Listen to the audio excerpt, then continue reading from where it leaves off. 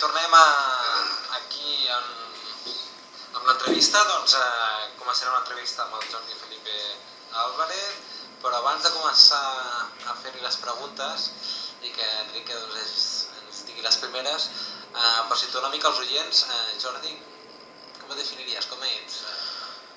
Bueno, soc un nascut a l'Hospitalet, que sempre ho remarco per no dir que tots som de Barcelona, del barri Santa Eulàlia, que és molt conegut per un cuiner famós i aquestes coses. Tinc 39 anys, estic casat encara que no era prioritari, però bueno, amb criatures, o sigui que som pare família i aquestes coses, i tinc una feina una mica curiosa, però com totes, en el meu cas, porto una base antàrtica, llavors implica que almenys els últims 5 anys he hagut d'anar cada any a estar-me. Bueno, aquest últim any era poc temps, mes i mig, però normal és entre 3 i 4 mesos allà treballant per fer ciència en aquest cas. Primera pregunta. Com es tracten els residus fecals a l'Antàrtida? Doncs mira, això hi ha dues vessants en el meu cas. En el que és la base nostra pròpia hi ha un sistema depuració, com podrien tenir, si considerem Barcelona, Aigües de Barcelona, una cosa així, i analitzem l'aigua abans i després abans que entrar, l'aigua pura que entra des de fora, que en aquest cas de glacera, i com surt després dels tractaments. I es tracta això amb diferents processos químics i físics. I després la nostra base també depèn d'un campament que està a les afores, com a 2 hores d'on estem nosaltres, 2 hores en vaixell, i amb aquell campament és una zona protegida amb la qual no es pot fer res. No es pot fer res vol dir no es pot anar al lavabo fora ni es pot fer res. Llavors tot està en pots i bossetes, i a vegades són com 12, 15, 20 persones durant 1 o 2 mesos, el qual vol dir una gran acumulació de residus. Això és aigües amb sabó, amb tot, no? I llavors aquestes, quan arriben a la base, en lloc d'anar per lo que seria el vàter i d'aquí a la depuradora, no ho fem diferent. Normalment incinerem tot aquest material, i de fet amb la resta de coses que no siguin fecals ho classifiquem com faríem aquí. Compactem o incinerem en funció de les coses, i tot surt fora, això sí. Segunda pregunta. Quina és la temperatura d'estiu i hivern i quina és la durada de les estacions? Doncs mira, suposo estacions vol dir a la base o... Climatològiques. Climatològiques. Les climatològiques realment és que és molt variable. O sigui, la curiositat que té l'Antàrtida és que els cicles, o sigui, la circulació atmosfèrica és molt ràpida, perquè està molt a prop del pol, llavors el cercle és molt curt. No és com aquí que pots tenir molts dies seguits de sol i després núvols. No, nosaltres cada 3 dies ja amb el temps segur. Sí, no és tot el temps seguit. Això a l'estiu, a l'hivern és 3 quarts de lo mateix. Llavors, diguem-ne que l'estiu es queda curtet, fa com un mes o una cosa així, i la resta és com una primavera o una tardor ràpida, i ja passes a l'hivern. La zona on estem, que ja dic que no estem a pol sud, sinó estem allunyats de l'Antàrtida, però és una Antàrtida més de la zona peninsular. Temperatures? Doncs a l'estiu nosaltres normalment és entre 0 i -5, una cosa així, que és l'època que estem, i llavors varia molt això. Sobretot, a vegades el problema no està en la temperatura, sinó sobretot problemes del chilling, que li diem que és l'efecte aquest de sensació tèrmica pel vent. Llavors això és el que m'aixeca més, no? Tenir 50 o 60 km/h de vent i 5 sota 0, com començar a acostar-se a -15 i -20 en sensació tèrmica, s'hi complica la història. Però bueno, no està malament, comptant que és estiu, clar, no és a l'hivern. Tercera pregunta. Com s'adapta un a les hores de sol o de penombra? Doncs és complicat, realment això a la gent li costa. La versió fàcil és tapant les finestres, no? Que a més vas amb un rellotge a la mà i arriba un moment que dius fins aquí hem arribat i tanca la finestra, no queda més. Tot el que no sigui així, o sigui, alguna persona sí que directament tanca els ulls i ja està, en principi jo ho faig igual, però és més fàcil. Si no, realment el cos se't trastoca totalment. Llavors és dependre molt d'un rellotge a sobre i marcar horaris i foscor de vegades. Quan és foscor tota l'estona, que jo algun cop ho he patit, no tant allà perquè nosaltres només estem l'estiu, no estem a l'hivern, canvia. Jo parlo que sé per experiències de gent que estan més temps i col·legues i algun document estat, la gent té tendència a no estar treballant tota l'estona, que és el problema que tens quan tens sol i descontroles per això i t'acabes cansant molt, sinó al revés, la gent té tendència a a deprimir-se, que és el que li passa a vegades a països nòrdics i així, no? Que és tantes hores de foscor, pues, cansen, no? És allò que necessites almenys un raig de sol. Però bueno, les llums artificials avui en dia ja ho camuflen, hi ha LEDs que pots adaptar-ho i fer rangs ultraviolada i aquestes coses. Quina és la flora i la fauna d'Antàrtida? Doncs mira, a nivell de fauna, i després farem la part de flora, a nivell de fauna, a part dels pingüins típics, que nosaltres en el nostre cas, de les 17 o 18 espècies de pingüins que hi ha al món, gaudim d'unes 6 que estan a prop nostra, tenim foques, balenes que tanmateix veiem des de la mateixa base, o sigui, a vegades no fa falta una embarcació, sinó que les veus menjar allà davant de la platja, perquè clar, com és estiu és l'època que es mouen més. Tenim elefants marins que, clar, totes aquestes espècies generalment en aquesta època és l'època de reproducció, llavors és quan estan més actives i veus més moviment. Hi ha cormorans, que són tipus d'ocell, pètrels gegants, que és com si fos unes àguiles enormes, o sigui, és bastant variat, no està malament. I a vegades sembla que sigui la família, no? La segona família que tens allà a la residència. I a nivell de flora, l'Antàrtida té la peculiaritat que el que serien plantes clàssiques, com coneix la gent, pràcticament no hi ha. Se suposa que hi ha unes 3 espècies, almenys a dia d'avui, de gramínies, d'aquestes cosetes petites, ni arbres ni coses així. El que sí que hi ha líquens i molses, això ho trobem a la part on estem nosaltres. Si anéssim més al continent, és gel i glacera, o sigui, no hi ha res més que animals per allà. I a l'aigua costa molt, perquè és bastant freda, però en principi hi ha uns peixos que he pogut analitzar, a part de bacteris i virus, aquestes coses que sempre hi ha a totes bandes. Hi ha de tot, per exemple, a nivell d'animals, els pingüins mengen peixos o hi ha foques que mengen peixos, hi ha les foques lleopard, per exemple, mengen d'altres foques o pingüins. A nivell de balenes tenim des de les llobartes, que són les que es diuen castellà jorobades, que són aquestes que fan 15 metres, aquestes mengen el krill, això que és el plàncton, aquestes microgambetes, llavors es passen tot el dia menjant perquè són tan grans que es dan molt volum de menjar. Però després tens les orques, que es dediquen a menjar foques també, o pingüins si fes falta, però normalment van a preses més grans, o sigui, és variat. I a nivell dels ocells, un escú és més carronyaire, o sigui, es dedica a atacar els nius dels pingüins per intentar agafar algun pollet o agafar restes que hi deixen d'un altre animal, i altres que simplement és peixos, no? Com els cormorans, així que no són tan raros que també hi ha a l'Atlàntic, per exemple, inclús a la Mediterrània. En què consisteixen els experiments que realitzeu? Doncs nosaltres realment recolzem avui en dia, o sigui, la meva feina era recolzar tothom que faci ciència allà. Jo soc biòleg i abans sí que feia coses de bacteris i virus del mar, però entre la ciència que ve ara a la base i a la qual recolzem hi ha de tot. Hi ha gent que es dedica a fer estudis de glaceres, estan veient com evolucionen, com es mouen, si pugen o baixen per fer una mica el seguiment del que està passant amb el canvi climàtic. Hi ha gent que es dedica a fer magnetisme, o sigui, geomagnetisme o vulcanisme, gent que es dedica al mar amb mareògrafs i de més. Inclús hi ha gent que es dedica a fer estudis d'enviament de senyals per la ionosfera, per no dependre del satèl·lit, sinó és un projecte que està a la SAI i l'Observatori de l'Ebre en conjunt, que es dediquen a enviar paquets de senyal rebotant ionosfèricament fins al delta de l'Ebre, en aquest cas. És una mica variat, però hi ha gent que estudia pingüins, hi ha gent que estudia foques. Tenim l'EMET, que és l'Agència Estatal de Meteorologia, que es dedica a fer el temps a nivell espanyol, que per exemple fa ja més de 25 anys que està amb nosaltres i prenen dades cada dia durant tot l'any i a més ens fan la previsió un dia per l'altre, o sigui, és bastant variat. I cada any hi ha gent nova, gent que estudia proteïnes de bacteris a patades com l'últim any, com dic jo, o malalties víriques de pingüins. Hi ha sessions... Perdona, Loli. Això que tu deies de comunicar-se independentment dels satèl·lits, rebotant a la ionosfera, això què és? Perquè sembla ciència-ficció, no? La idea seria que aprofitant les capes que hi ha a l'atmosfera, una d'ells la ionosfera, és enviar senyal i valorar quin cost tindria jo energèticament, però és una senyal que literalment rebota, o sigui, calculen quants rebots ha de fer aquella senyal, es queda entre capes, perquè després pugui ser detectada, en aquest cas, a l'altra part del món, que seria l'Observatori de l'Ebre. És una manera d'estalviar-te de dependre de satèl·lits de fora i fer una cosa menys costosa. És enviar un missatge perquè ens entenguem com una taula de billar? Sí, un concepte aquest, sí, triangular. Llavors es capta...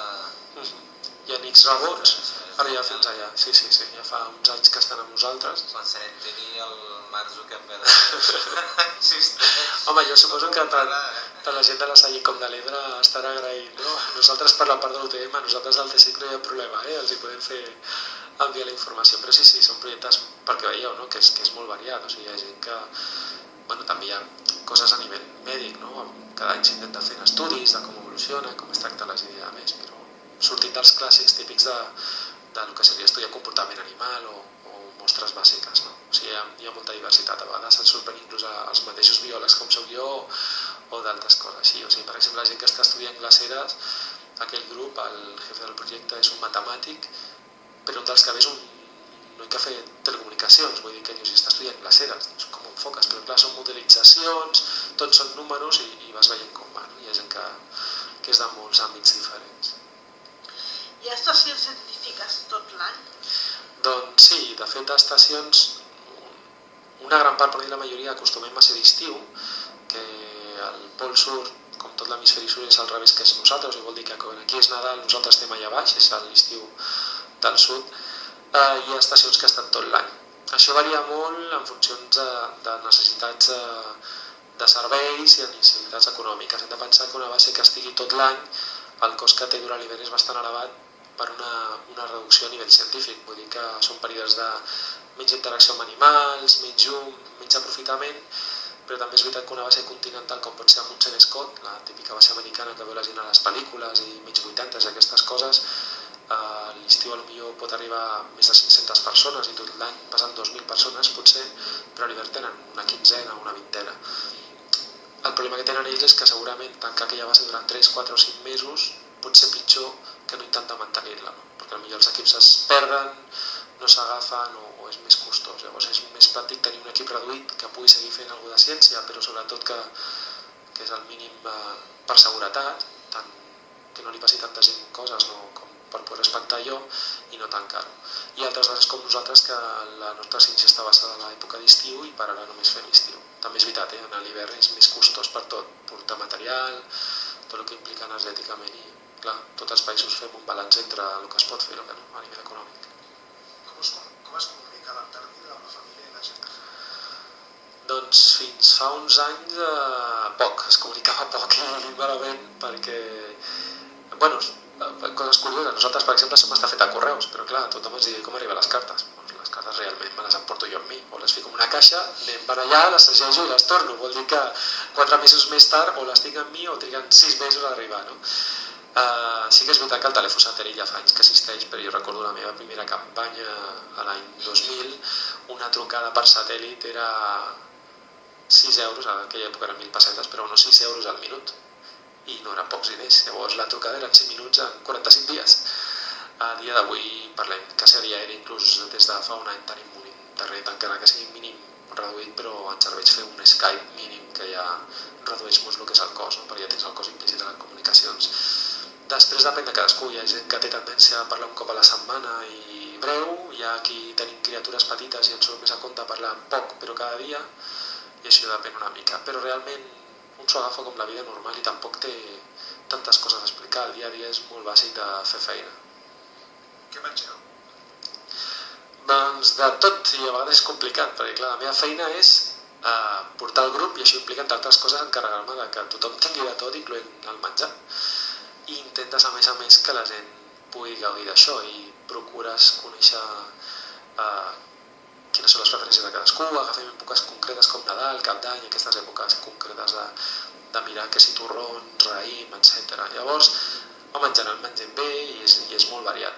És una combinació entre el que el cuiner vol fer o les idees que té, la part del menjar o la mengessa que tinguem amb nosaltres, de veure que sigui una mica equilibrat, perquè si no la tendència de tothom és que com fa fred menja molt i molt de greix i no és la idea, ha de ser equilibrat, i també del que hi ha, perquè a vegades el nostre subministre o el portem amb nosaltres, o si tenim el vaixell un cop al mes o cada mes i mig, intenta portar-nos material des de Sud-amèrica.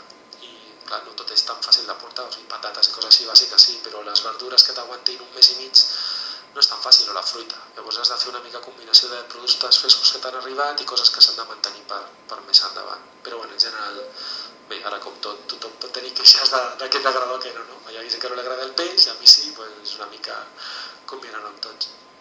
Hi ha bars o alguna distracció?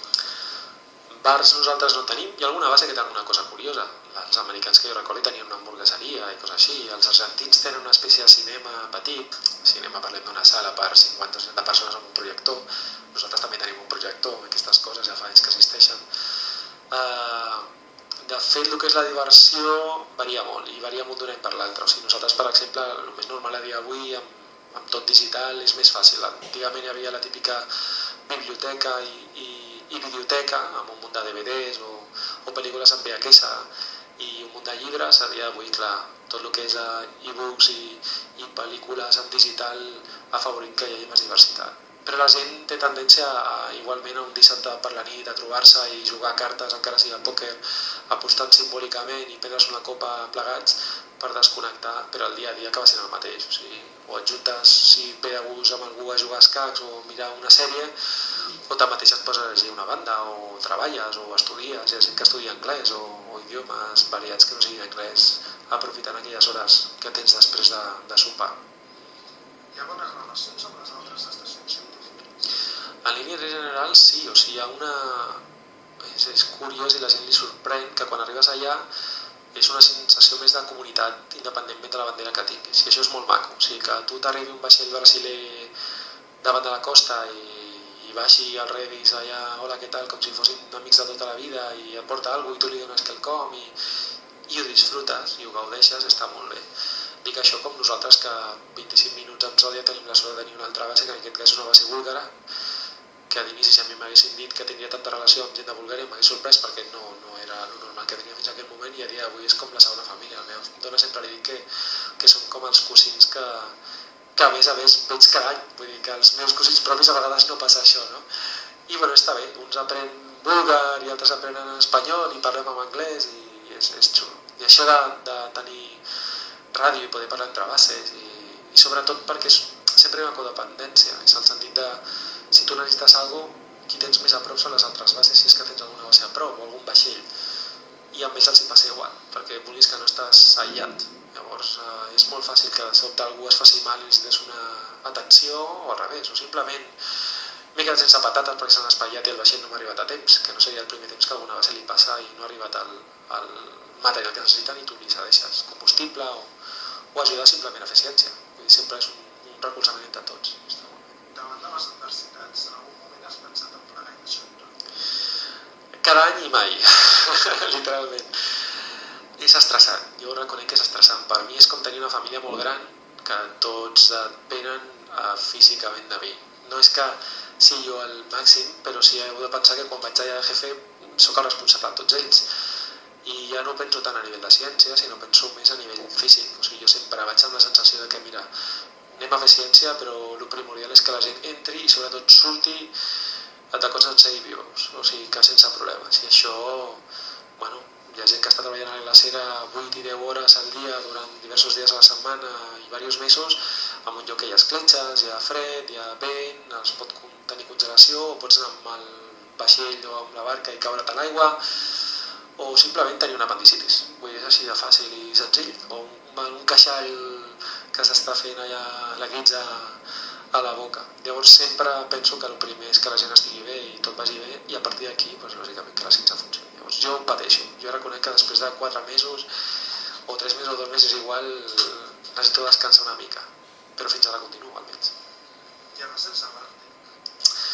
Jo he estat a l'Àrtic, de fet he estat un parell de vegades, tant amb canadencs com en aquest cas amb noruecs, amb un projecte europeu. L'Àrtic és curiós, si tu te'n vas a l'Àrtic canadenc o aquesta part sobre la part Nord-Amèrica, és que hi ha gent que viu tot l'any, els esquimals que coneixem hi viuen, llavors no és que hi hagi bases, és que és gent que té casa seva, que sembla curiós, però és veritat. O sigui, és veritat que l'Àrtic comparat amb l'Antàrtida no és un continent, hi ha molt tros que només és aigua que es gela, però també hi ha illes. De fet, Groenlàndia està dalt i viu gent, no? Si no m'excida més. Si tu te'n vas a l'altre cantó, com quan jo vaig anar a les Svalbard, que és una illa gran que hi ha per sobre de la part aquesta de Noruega i Suècia, és que és una multiciutat. O sigui, hi ha una ciutat que fan universitat, ciutat amb el concepte d'un poble petit, vull dir, però després tens campaments que són com mini microciutats de diferents grups, tant pots ser noruecs, suecs com italians, que estan fent ciència. Llavors és un concepte diferent al concepte base, és molt més comparatiu en aquest sentit.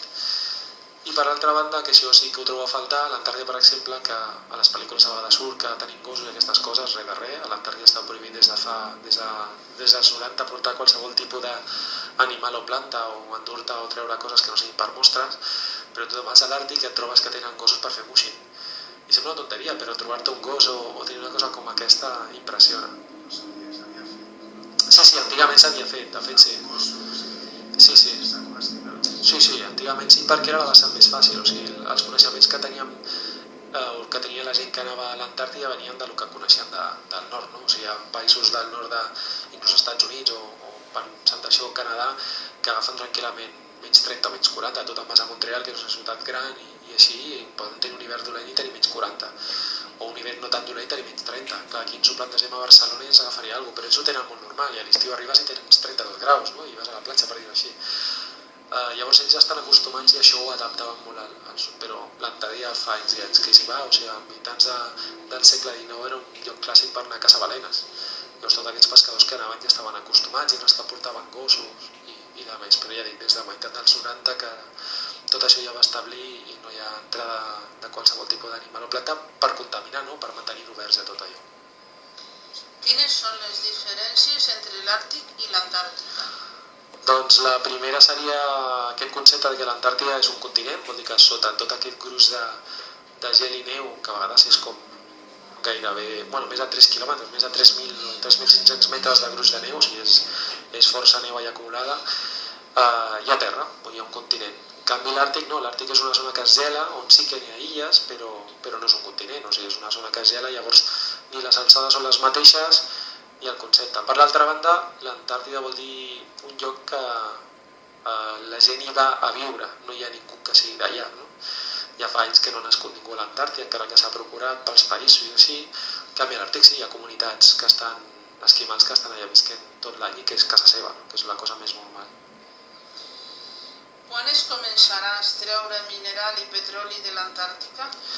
Doncs esperem que mai. El pacte que tenen entre països, que segueixen tot la idea del tractat, és que no hi ha especulació de cap tipus econòmic, només hi ha una cosa que és ciència, i això implica no extreure ni petroli ni qualsevol tipus de mineral. És veritat que la història dona moltes voltes i mai no la sap, però enmig d'ara per ara, i després de més de 50 anys, el pacte està sobre la taula i dels 6 països que eren al principi ja són 28 que estem allà, i que abarca el gruix de països mundials. Vull dir, sé que són gairebé 300, però hem de pensar que està als Estats Units, Rússia, el Japó, Noruega, Suècia, Espanya, França, Itàlia. Vull dir, ja des de, com deia, Bulgària, Sud-àfrica, és molt variat. O sigui, seria una cosa difícil a dia d'avui, però bueno, això, com diríeu, mai no se sap. Per últim, a qui enviaria a l'Antàrtica a l'hivern?